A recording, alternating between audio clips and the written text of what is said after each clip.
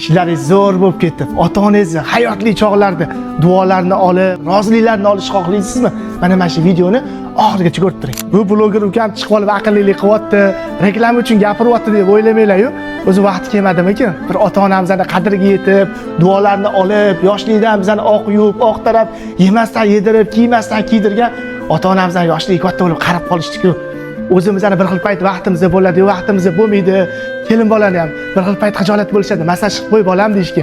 Pulingiz bor, hozir sharoitingiz bor. Bitta mana shunaqa masajli kreslolarni olib, otamizga, onamizga olib borib, bir duoligini olib qoladigan paytga kelmadimi? Oddiy bizlar meni o'zim olsangiz, ota-onam rahmatli olamdan o'tib ketishgan. Hozir sharoitim bor. Bo'lganda kerak bo'lsa 10 tasini olib berardim.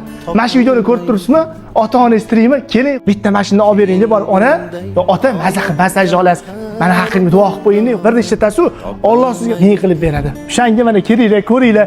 Assortimentli Xudo xolisi juda ham katta ekan. Men ham niyat qildim Xudo xolisi bitta buvimlarga olib borib, duolarni olaman. Akalar anchadan beri 16 yildan beri shug'ullanishar ekan. Olinglar, mana qaranglar, har xil turlardan bor. Oling, olib boring. Ota-onangizni duosini oling. O'zimiz ham nimadir mashina haydagimiz kelsa, Matiz olgin desa, yo'q, Matiz emas. Malibu olaman, yo'q, Gentra olaman deymiz-ku. Keling, mana zo'r-zo'rlardan bor ekan. Xohlaganlarni o'zlarini olib keling-da. Tanlang ona, tanlang ada deb olib beringlar. Bu o'zi skanerlarga ham qobiliyatga ega ekan. Insonlarni bo'yiga qarab turishlar skanerlar ekan-da. O'shanga qarab bemalol masaj qilar ekan. Standartdan tortib premium klassgacha hammasidan bor. Meni tavsiyam sizlarga shu. Kelinglar, aloqaga chiqinglar. Pastda nomerligini qoldiramiz, Xudo xolisa. Mana shu videoga yaxshi niyat qilib, agar gaplarim to'g'ri bo'lsa, bir dona like bosib qo'yinglar. Ota-onalarimiz bu dunyoda g'animat. Ota-onani borda qadriga yetish kerak. Nimagaki, ertaga o'zimizga ota-ona bo'lamiz-da.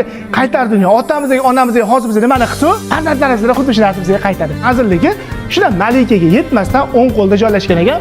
Gran Xudo xolisa. Hammalarga tavsiya qilib qolaman, kelinglar.